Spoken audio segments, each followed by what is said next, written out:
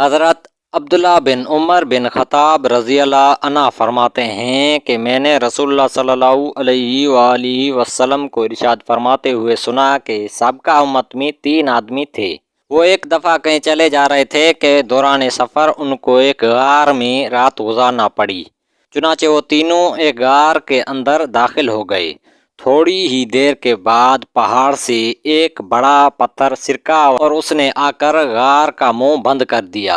سب کہنے لگے اس پتھر سے نجات اور خلاصی کی یہی صورت ہے کہ ہر آدمی اپنے نیک اعمال کا اللہ تعالیٰ کے سامنے وسیلہ پیش کر کے دعا کرے۔ چنانچہ ان میں سے ایک آدمی نے یوں دعا شروع کی کہ اے اللہ، میرے بوڑھے ماں باپ تھے، میں ان سے پہلے اپنے بچوں کو دودھ نہیں پلاتا تھا۔ ایک دن میں درختوں کی تلاش میں دور نکل گیا۔ جب شام کو واپس آیا تو وہ دونوں سو چکے تھے۔ میں نے ان کے لیے رات کا دودھ دوہا۔ جب ان کی خدمت میں لے کر حاضر ہوا تو وہ سوئے ہوئے تھے۔ میں نے ان کو جگانا پسند نہیں کیا اور مجھے یہ بات بھی اچھی نہ لگی کہ ان سے پہلے اپنے بچوں کو دودھ پلاؤں۔ چنانچہ میں اسی حالت میں کہ دودھ کا پیالہ میرے ہاتھ میں تھا اور ان کے بیدار ہونے کا انتظار کرتا رہا، یہاں تک کہ ساری رات گزر گئی۔ صبح صادق ہو گئی اور بچے میرے قدموں میں بلبلاتے رہے۔ پھر وہ بیدار ہوئے تو انہوں نے دودھ نوش کیا۔ اے اللہ، اگر میں نے یہ کام تیری رضا جوئی کے لیے کیا تھا تو اس پتھر کی وجہ سے جس پریشانی میں ہم مبتلا ہیں اس کو دور کر دے۔ چنانچہ وہ پتھر تھوڑا سا ہٹ گیا کہ ابھی اس سے نکلنا مشکل تھا۔ پھر دوسرے آدمی نے یوں دعا کی کہ اے اللہ، میرے ایک چچا زاد بہن تھی، وہ مجھے بہت پسند تھی۔ ایک روایت میں یہ الفاظ ہیں کہ میں اس سے اس قدر محبت کرتا تھا جس قدر کوئی مرد عورت سے کرتا ہو، بلکہ اس سے بھی زیادہ۔ ایک دن میں نے اس سے برائی کا ارادہ کیا تو وہ نہ مانی، حتیٰ کہ وہ قحط میں مبتلا ہوئی۔ میرے پاس آئی، میں نے اس کو 120 دینار شرط پر دیے کہ وہ مجھے برائی کا موقع دے گی۔ وہ تیار ہو گئی، یہاں تک کہ جب میں نے اس پر قابو پا لیا۔ ایک روایت میں ہے کہ جب میں اس کی 2 ٹانگوں کے درمیان مباشرت کے لیے بیٹھ گیا تو وہ کہنے لگی کہ خدا سے ڈرو، جائز طریقہ ہی سے پردہ کارت زائل کرو۔ پس میں اس سے دور ہو گیا، حالانکہ وہ مجھے بہت زیادہ محبوب تھی۔ جو سونا میں نے اس کو دیا تھا واپس نہیں لیا۔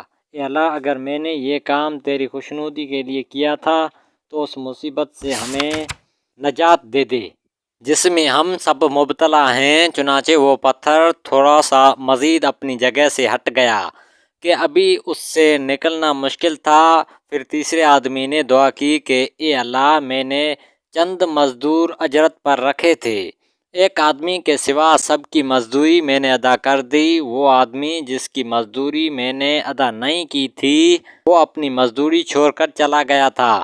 میں نے اس کی اجرت کو بڑھایا یہاں تک کہ اس سے اموال کثیرہ ہو گئی۔ پھر ایک عرصہ کے بعد وہ آیا اور اس نے کہا کہ اے اللہ کے بندے، میری اجرت مجھے دے دو۔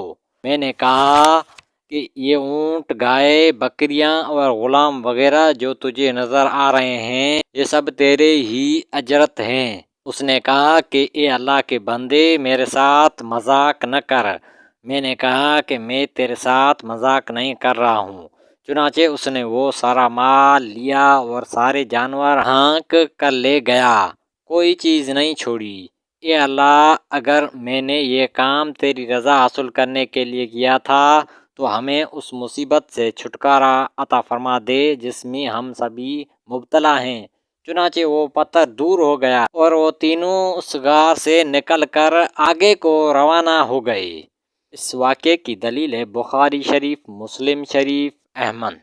فوائد حدیث: معلوم ہوا کہ مصائب و مشکلات کے پیش آنے پر اللہ تعالیٰ سے دعا کرنی چاہیے، اور یہ تعمیل حکم بھی ہے، جیسا کہ ارشاد ہے وَقَالَ رَبُّكُمُ ادْعُونِي أَسْتَجِبْ لَكُمْ، یعنی تمہارے پروردگار نے فرمایا ہے کہ تم مجھ سے دعا کیا کرو، میں تمہاری دعا قبول کروں گا۔